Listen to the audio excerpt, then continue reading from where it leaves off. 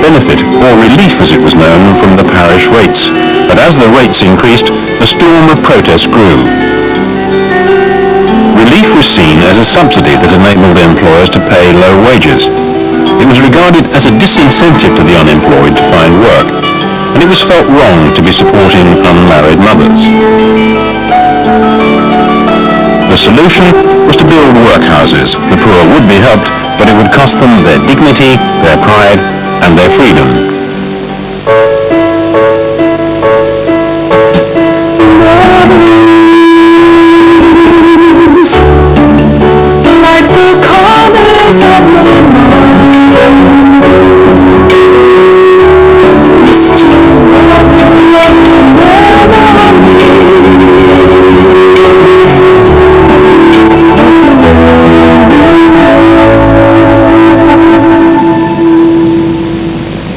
They didn't even let us kiss each other goodbye. They just took my husband away, and I can still hear my children screaming today when they took them up that corridor. I really can. They screamed like I don't know what. And he said one day he was sent to scrub a toilet block which was always outside.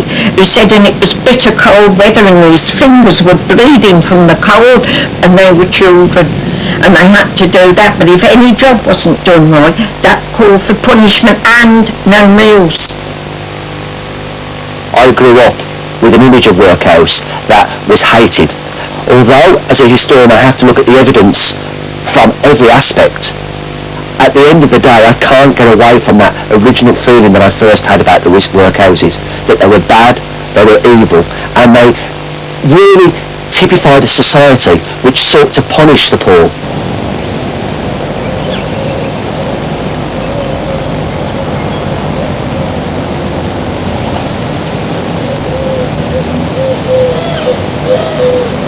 When the new Poor Law was passed in 1834 and the workhouses were officially established nationally, talk was of building a proper workhouse for Birmingham. Eventually this was built in 1852. It was a cost of £44,476, a tremendous sum for those days. Like most workhouses, the Birmingham Workhouse was built a little bit away from the main centre of population in Birmingham, so that there couldn't be any attacks on it by the local people. Within the workhouse there was room for 1,610 people, or rather, in the horrible language of the time, inmates. Behind me is an archway which was the main entrance to the main section of the workhouse building. Many local people say that this archway was called the Archway of Tears, and it does sum up evocatively the feeling that local people, Birmingham people, would have had when they came into the workhouse. This would probably, at this site, been the last site they had of freedom. Once they went through that archway, they were there forever, if they were old, if they were sick. Much of the old Birmingham Workhouse was demolished in the 1970s, but some of it survived right up to last year. Just days before it was finally due to be flattened, local historian Dr. Carl Chin took a walk into the past.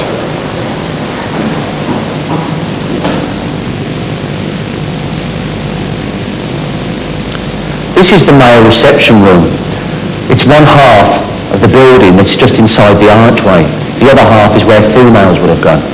In this male half, the men would have realised that this is where they were going to be robbed of their dignity and of their independence. They'd have came into a male receiving ward. Once in that ward, they'd have had their clothes taken from them, their personal possessions, and even their tobacco. And even today, 50 years after the workhouse system was ended, you can still feel the sadness in this room. It's not surprising, really, because it was in this room that the poverty-stricken realised that they'd lost control over their lives. They said to me I was going to have a bath, and so were the children.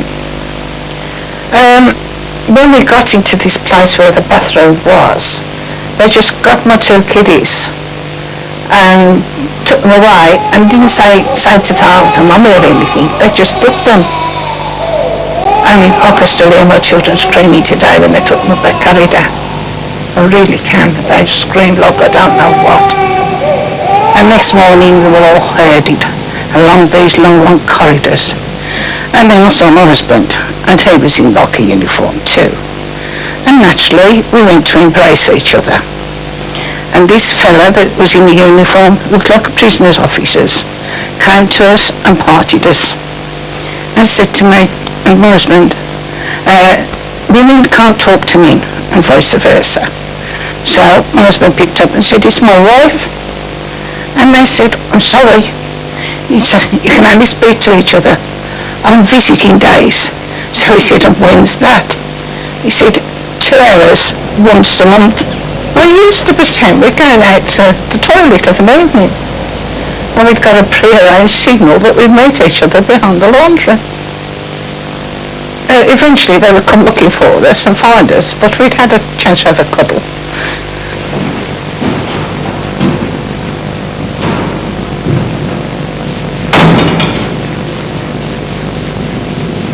Where I'm standing on the first floor was really the hub of the old workhouse. This is the place where all the various departments of the workhouse met.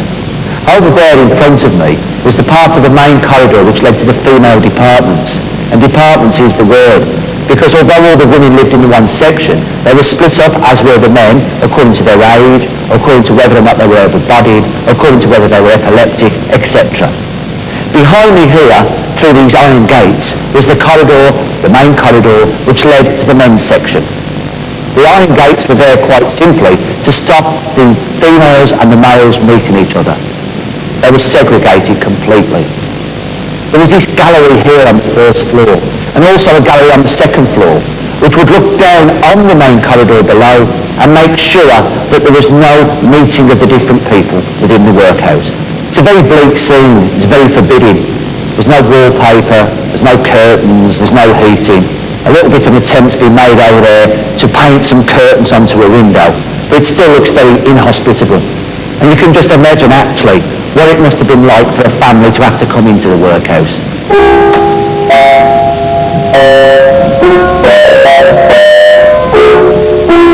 Families were admitted, yes, from time to time.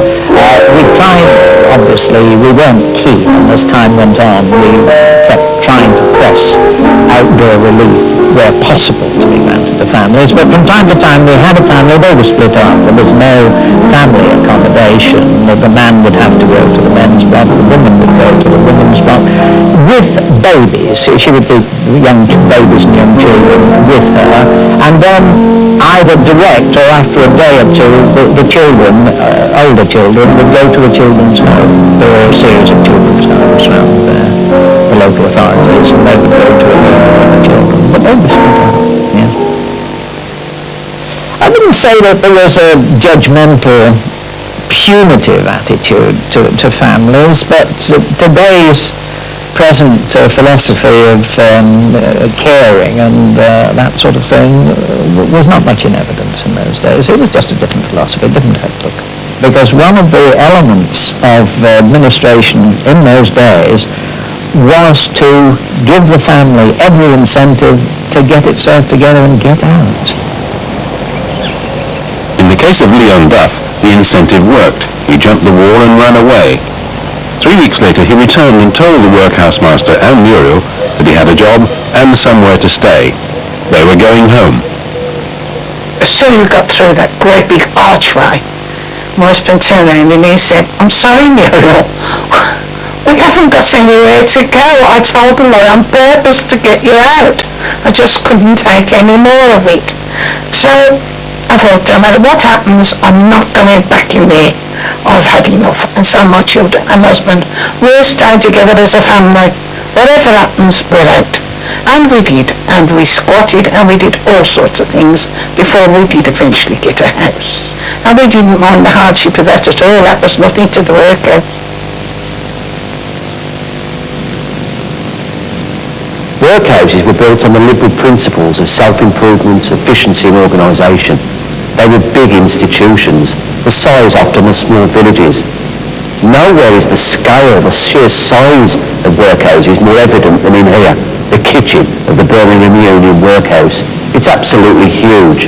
Yes, as workhouse master, I was expected to administer what was almost like a small village. It had its own farm, its own bakery, its own very highly developed sports facilities, and then of course this population of something approaching 2,000. We had 2,000 beds, but we rarely filled them all, but at times we would have 1,600 people, plus a bit with the farm and the pigs. We had quite a number of pigs. The food was not very fancy. There was a lot of bread, a lot of margarine, a lot of potatoes, soup. Meat would be no more than maybe 2 or 3 times a week. Times were hard for everyone.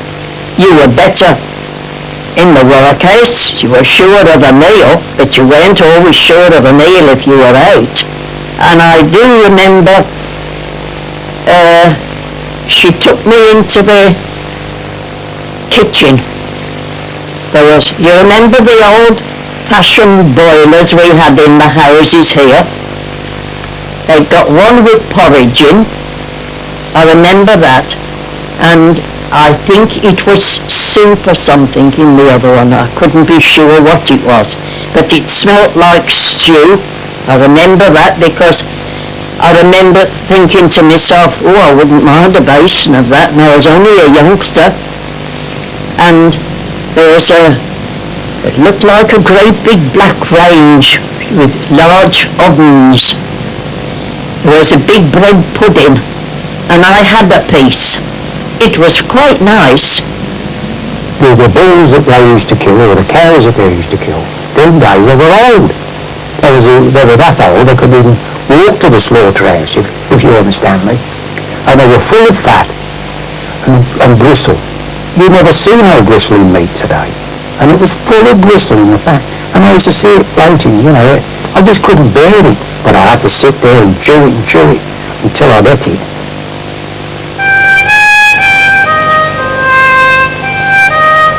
Another workhouse, another time.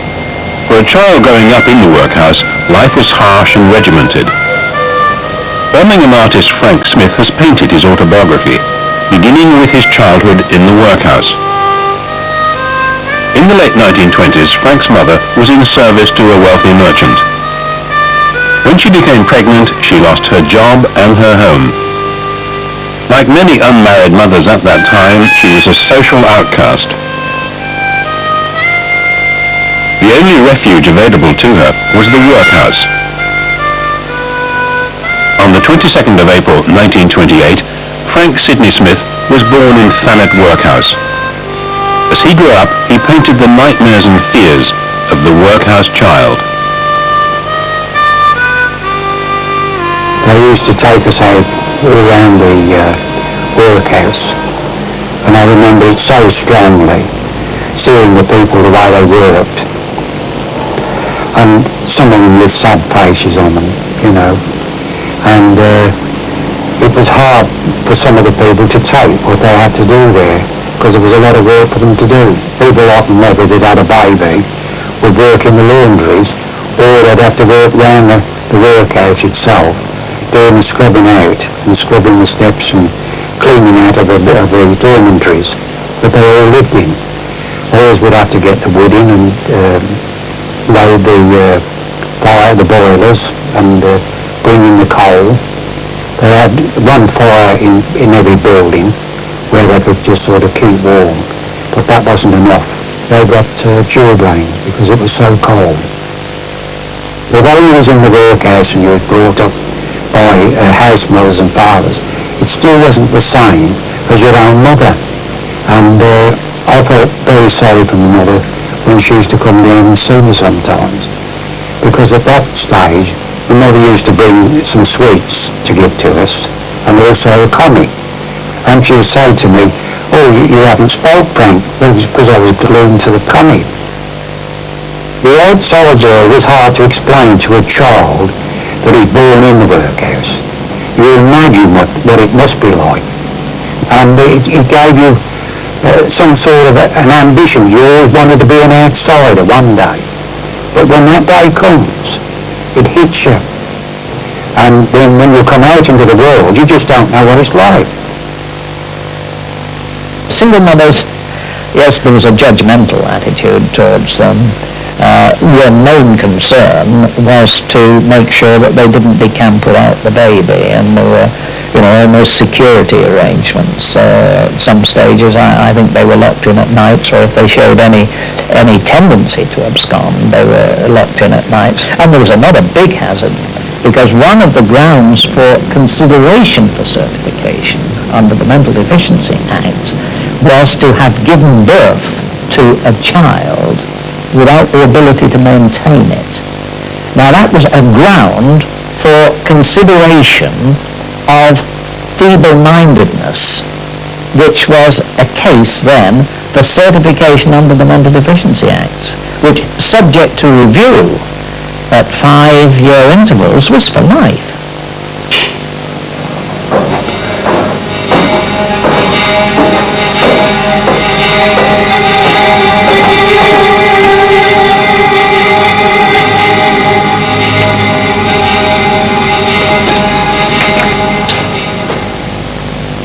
I'm standing in the cellars beneath the main building of the workhouse. It's quite cold and miserable down here, and the pipes that you can see above me obviously runs here when it was a workhouse. It's likely that most of the rooms down here were used for storage, but there are rumours that some of them were punishment cells. Certainly, the 1834 Act which set up workhouses specified that each workhouse should have punishment cells.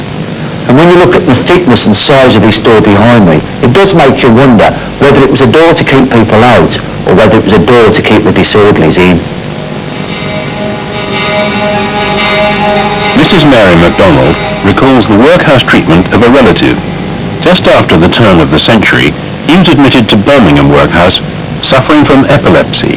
When he went in, they were separated from the other people if they knew a fit was coming on, because there were other people that had fits and they could harm one another. So they were in a room, I don't know whether it was a cellar or what you'd call it, but it was down. I wouldn't go down, I didn't like the looks of it. But there were bars there, and my uncle said it was quite safe. If they didn't put them there, they'd be killing one another. And they were put there for their own protection.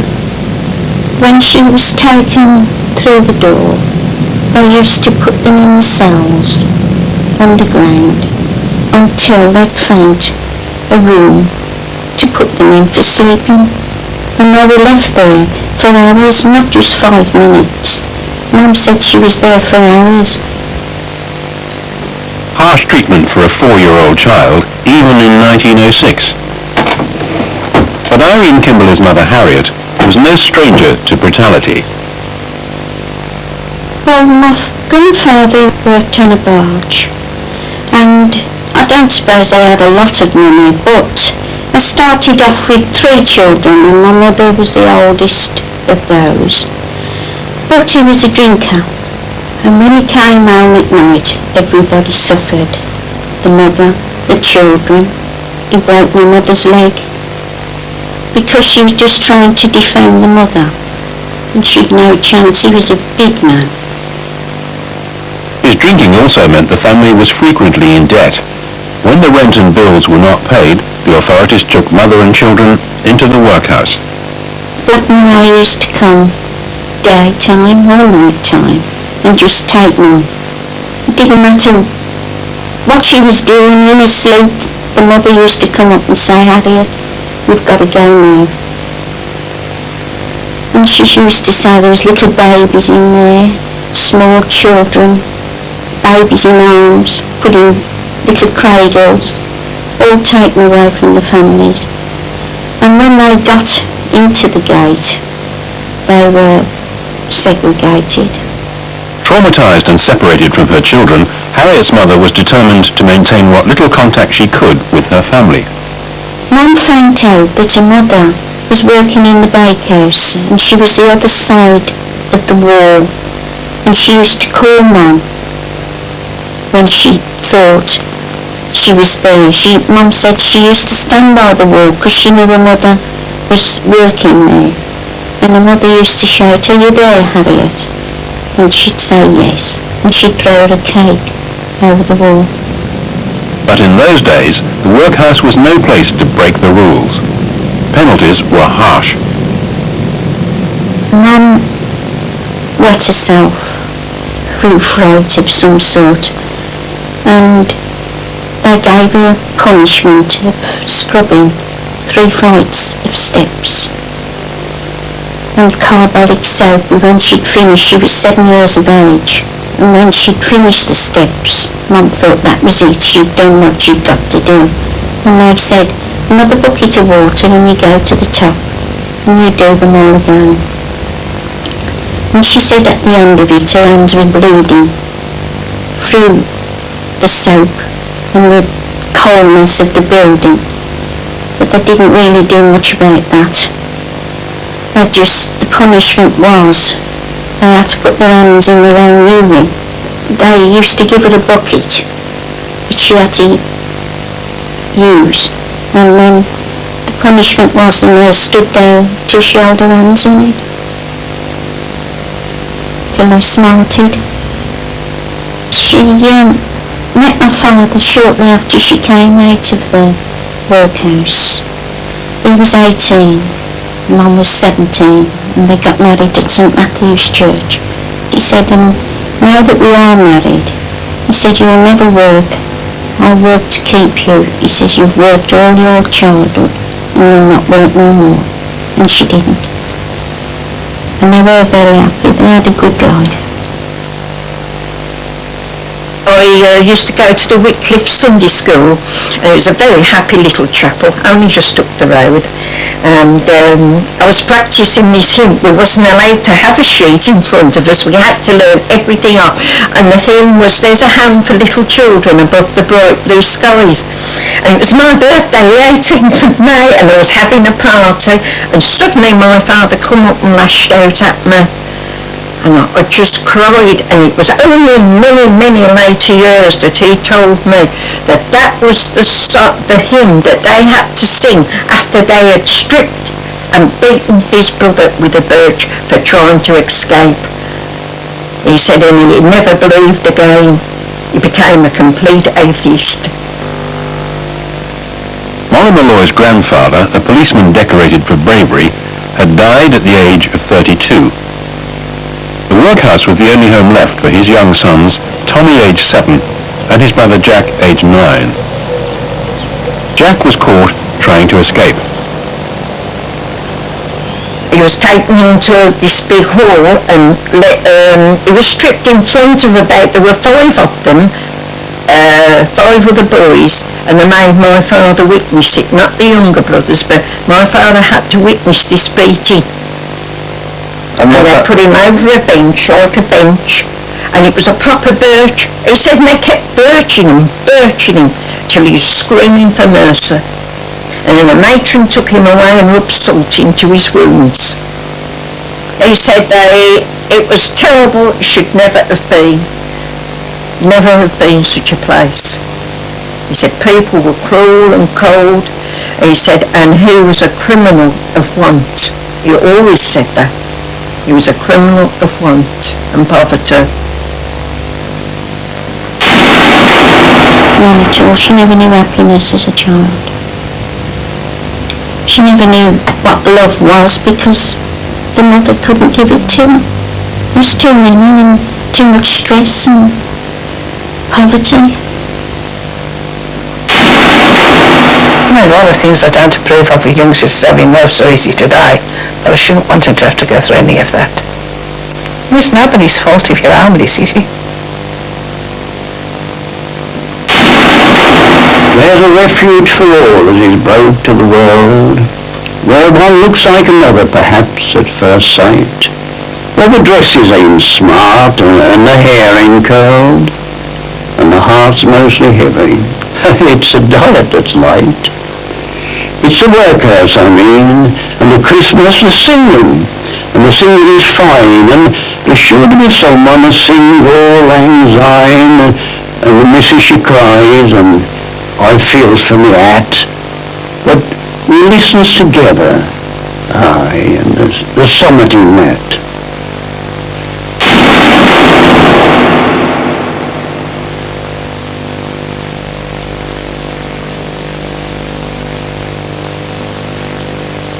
truth is stranger than fiction. A chewing gum called Sorbits. It's more risky, Get them off and someone should crunch them. more explosive, more astonishing. This is the sound of paddocks meeting. Let's not get too saucy. Jonathan Ross presents Fantastic Facts, Wednesdays at 7 on Central. To wildlife artist Wolfgang Weber, there's only one place to paint his favourite subjects, in their natural habitats. Of course, being an artist's model is all very well, but it can get boring. Not like the Wednesday Night Survival Special at 8